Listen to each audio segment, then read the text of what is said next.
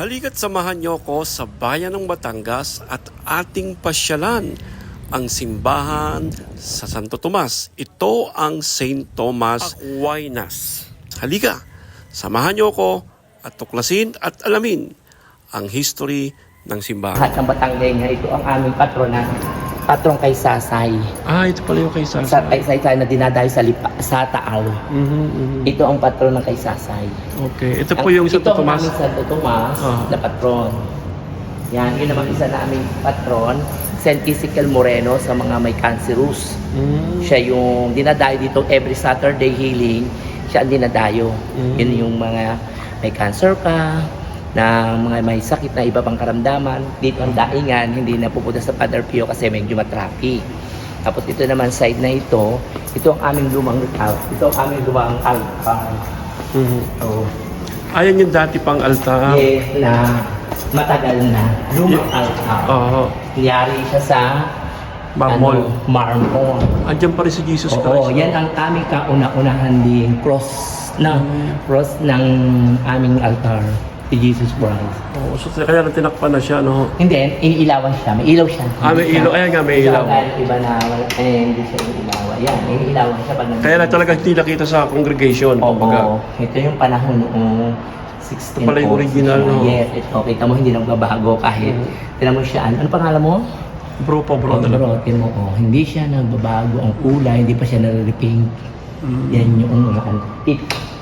Yan. Pero ano pa po ang history ng church na to? Ito, pamaraming himala dito. Ito ang dinadayo ng mga teacher, mga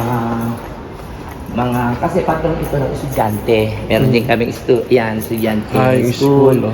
May patron na ito ng mga estudyante, doktor, tsaka yung mga nakuha ng board exam. Dito siya nalaro kasi siya ay isang maestro ding guro na na santo. Si St. Tapos ang Thomas. relic namin, dito siya nakalagay. Yung relic ni Santo Tomas. Ito yung relic ni Santo Tomas. Wow. Yan ang relic niya. Yan, St. Thomas Aquinas. Isa sa mga bahagi ng kanyang katawan. Isa sa mga hindi ko lang maayosip kung bakit. Basta isa sa mga class relic ng bahagi ng katawan niya. Hindi ko lang alam kung anong part to? Anong part kung buhod o something. Hindi ko na alam kasi hindi lang napangakan. Tuwing ka lang po misa rito? Tuwing ka lang po misa? Ang misa namin dito sa Santo Tomas, every Monday to Sunday. Araw-araw siya, every morning. Ang amin namang ang Wednesday namin dalawa. Isang 6 o'clock, isang 5 o'clock. Kasi gawa ng iyon ay inanalangin sa Klolo. Tapos, pag Saturday naman, ang aming mass ay every 6 o'clock to 6.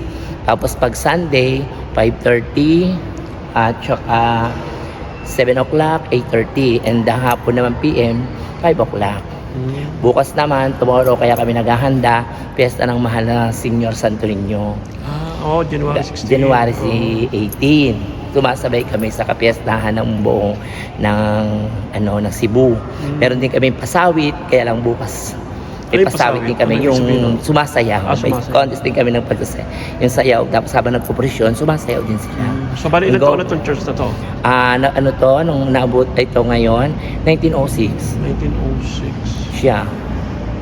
Saan ito matatagpuan? Anong address nito? Ito ay bayan ng Santo Tomas, Poblacion Press. Mismong bayan ng Santo Tomas siya. Okay. Sino ba paris priest kayo dito? Si Father Noel Abutar. Saan siya galing? Galing siya ng Batangas. Batangas din. Tapos dito lang naasa. Ang amin namang assistant priest ay si Father Tom Villafranca at Father Eugene. Bali tatlo ang aming pari. Dalawang assistant. Malapit din kami dito sa Malbar Shrine. Yung kay Malbar. Ating bayaning si Malbar. Malapit kami dito mayroon din kami dito Plaza Malbar Shrine. Malapit din kami sa munisipyo. Going doon sa kabila, palengke, kung saan kami ang sentro. Nasa sentro na kami. Yun po. Nice. Kasi nga po, amin nga pong pinaka matagal na mga imahin, ay giin nga po, kagaya po ng mga loob. Yan, yung Mama Mary, San Jose. Yan po yung mga tatagal namin mga imahin. Tsaka yun po ang aming pinakamatagal ding imahin. Yun po nasa taas na yun. Ang natitira. Tapos, yung natitira po namin namang bell na yung malaki. Mhm. Yun po ang kauna-unahan namin bell, yung po naka-display doon sa amin sa may fountain na yun na sira na. Mhm. Kasi hindi na ano, yun doon po. Tapos din going sa ipod yun, may malaki kaming imahin doon ni San Jose. Yun lang po ang hindi tinamaan ng bomba nung ito'y binomba nung panahon ng Hapon. Hapon. Hindi ko lang maano kung 19 ano kasi po. Pero itong aming mga ito po, yung mga pinto po na yan na yan. Mhm.